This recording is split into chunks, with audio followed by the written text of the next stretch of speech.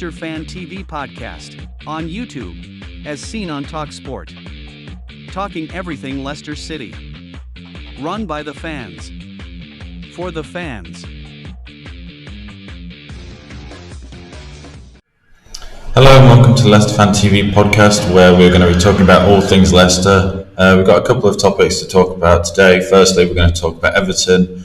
Then we're going to be talking about West Ham, and then we're going to be talking about whether we think that Brendan Rodgers has turned things around or not, or whether it's just a lucky spell. So, firstly, Reedy, I want to talk to you about Everton. You were at the game. How did you think we performed? Watching it on TV is obviously very different to watching it live, but what did you take from the game? I think it was a pretty good performance. Obviously, as well as Sam said, it was a poor Everton side, but you've just got to play with what's in front of you. And I think as much as the Man City game showed that we can defend our games, yes, we lost 1-0, but the performances are getting there, and the Everton game just showed another one, because we performed, kept a clean sheet, scored 2 good goals, and I think we could have even scored more. And I think going into West Ham now, with this under our belt, I think we could easily get a win there. Yeah, and Sam, there was some instances in the game where Everton had chances, and if they had scored, the game would have been completely different. And Everton weren't exactly on the top form, but we also made mistakes, definitely in the central defensive midfielder in Samari, where on another day against another team, they could have scored and the whole game would have been different. So what do you think about it? Yeah, I think it's, like you say, tough game. I think we played well. I think we had a few good chances that, like, Barnes missed a few they could have put away, and I think overall the whole team played well. But I always look at what could have been improved from a team. Yes, we won and played well 2-0, but like I say, not even just Soumare, Dewsbury, or there were 2 liabilities maybe in the team giving the ball away, and I think Danny Ward saved us a few times, keeping the ball out the net. So you said, if you watch the highlights, there was a few chances where Danny Ward did keep us back in it, and we've got to be careful. Soumare, when he just looked lazy, he didn't look like he was on the ball well enough, and fans will say we've turned the corner. We looked early, we are still only 2 points from the bottom 3, and I know you say we're 10 points away from being in the top 6 again if the results go our way, but like Reedy said, we can only play what's in front of us, and we just got to take each game as we had a pants start to the season. Let's be honest, we've turned it around in good time before the World Cup. With West Ham losing to Crystal Palace at home, bearing in mind, I think we've got all the faith now that we can go there and get 3 points ourselves. I don't see why not. But as for me, I think Rodgers I wouldn't say he's turned the corner just yet. I say he's improving, but I wouldn't say turn the corner is the right word, because, one loss and of results, we could be back in the bottom 3 before World Cup. I think we really need to avoid being in that bottom 3, because West Ham is our next game, obviously, but after that, we've been discussing, we've got such a hard run after the World Cup. We've got teams that could improve, because not only is it coming back into the World Cup, we've got January transfer window where teams like, I'm sure, Newcastle will be improving their team. So, there's a lot to think about, but from just talking about the Everton game, I think we played well, but there was still, some confidence that could be taken into it, and also some negatives. Yeah, going back to the Everton game, we'll move on a bit later about the whether we've improved or not, but I want to talk a bit more about Mendy. That was his 100th appearance for the club yesterday, and he only came on for the last 20 minutes. Do you think Mendy goes under the radar in Rodgers' eyes? Because I strongly still believe that Mendy is far better than Soumare, and I prefer him to Ndidi a lot of the time, unless Ndidi's on top form. I'd firstly like to say it wasn't Mendy that came on, it was Ndidi. Was it? Yes. I thought Mendy came on yesterday. No, it was Ndidi. When we saw Soumare come off, it was definitely Ndidi who came on. But I do agree with you, Mendy is probably our best defensive midfielder at the moment. Then again, if Ndidi is on top form, you probably would play him over everyone in that defensive midfield spot. But it's a difficult situation, because while Soumare playing against Everton, as much as Brendan Rodgers likes how he plays, his speed on the game is decent, but he does have mistakes in him, whereas someone like Mendy is a bit more solid, better at passing, I guess, and you'd probably prefer him in there. So the way I look at it is, he's put him in there for that sort of game, thinking he would be the better suited for to play against Everton. But I would do agree that Mendy is the better player to be in that squad. Yeah, and I was going to talk a little bit about Maddison, whether you think he should be taken to the World Cup. But I think if I just went around the table, I think if I got a one-word answer, all of us would say yes. And as Leicester fans, I think we would say yes. Whether other fans or Gareth Southgate, the man who picks the squad, says yes, it's different. But moving on a little bit, we'll talk about the West Ham game that's coming on this Saturday. West Ham lost 2-1 in the last minute, I think, to Crystal Palace.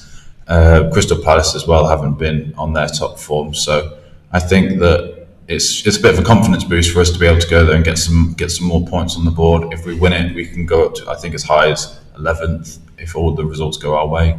Which, going in from where we were a couple of weeks ago, 20th, to if we get 11th going to the World Cup, then I think that's a real big confidence boost, and I think it also gives us a boost for the January transfer market, where players might be looking at Leicester and thinking, well, mid-table Premier League side, they want to push up a bit more. I think you've got to, sorry, just to cut in a little bit, you're talking about players coming in. I think we need to be really careful of players that leave in January.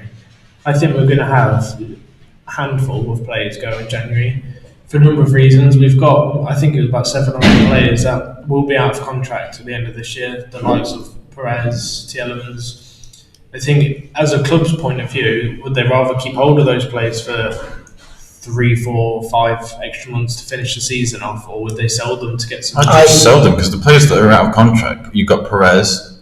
Next summer, I think it's Perez. I think Vestergaard is. I think Bertrand is. I think maybe Mendy. I'm not sure. I think Amati is.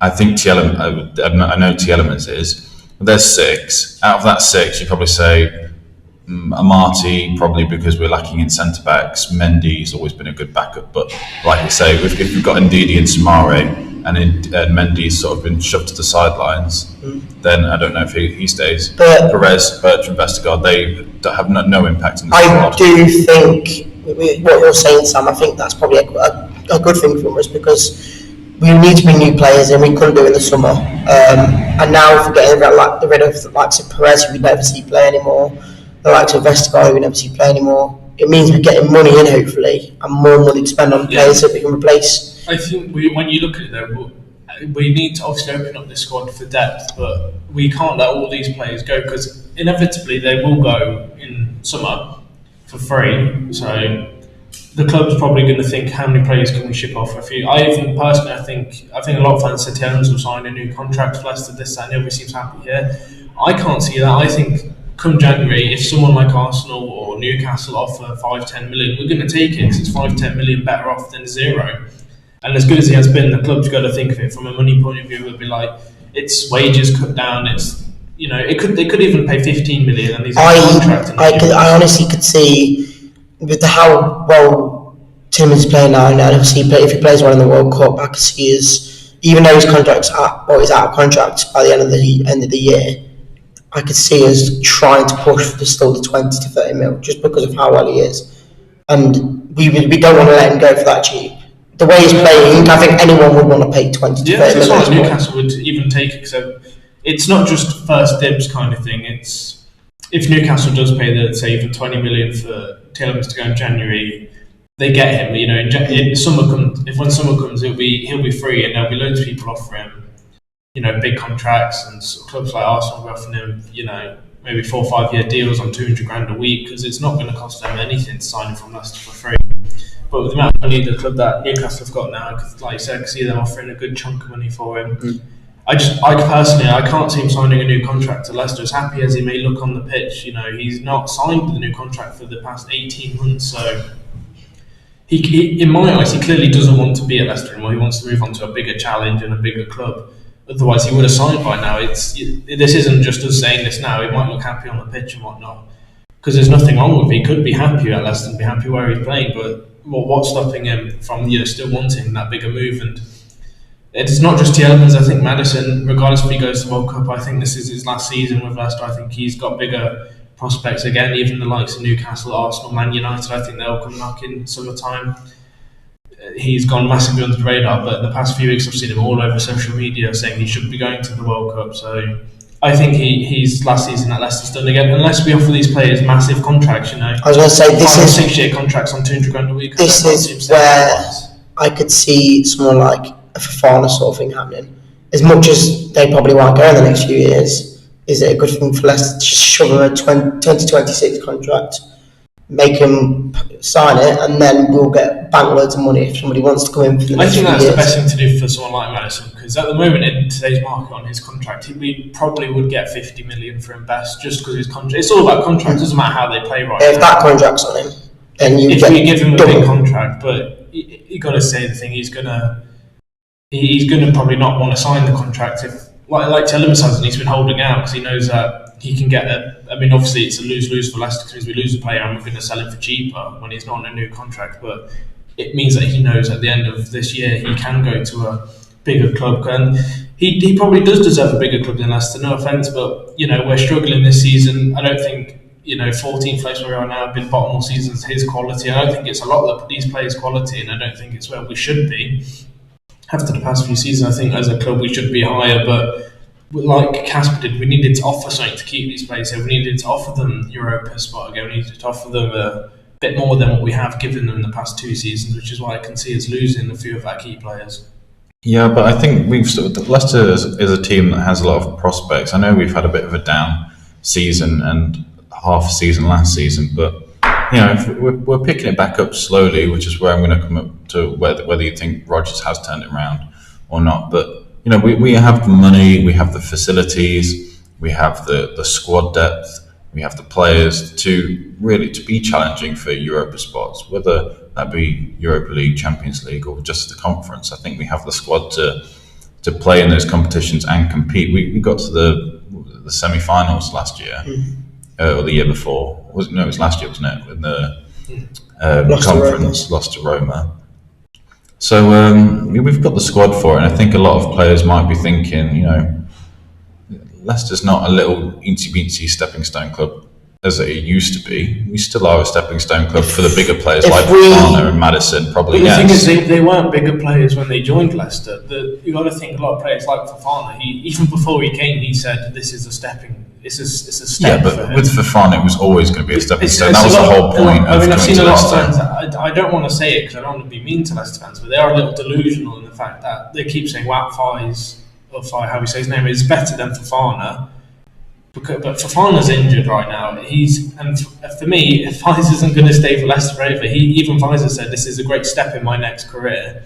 Yeah, I know, but that's where players have to. He will probably move. That's what we have to develop as a club, and we need to be the ones to. Yeah, we need to be the ones who people want places. We need to offer what Man United and Man City can offer. Yeah, but we will never be able to offer that. But then we can't keep these players. We can't keep players. I'm not saying we're going to keep players. I'm saying we need to develop as a club. We have to develop as a club by offering these different things. We can't keep offering. Okay, we'll move on. We'll talk about the West Ham game. I'm just going to ask your score predictions. What you think the score prediction will be? Who you think will be the goal scorer? So, Reedy.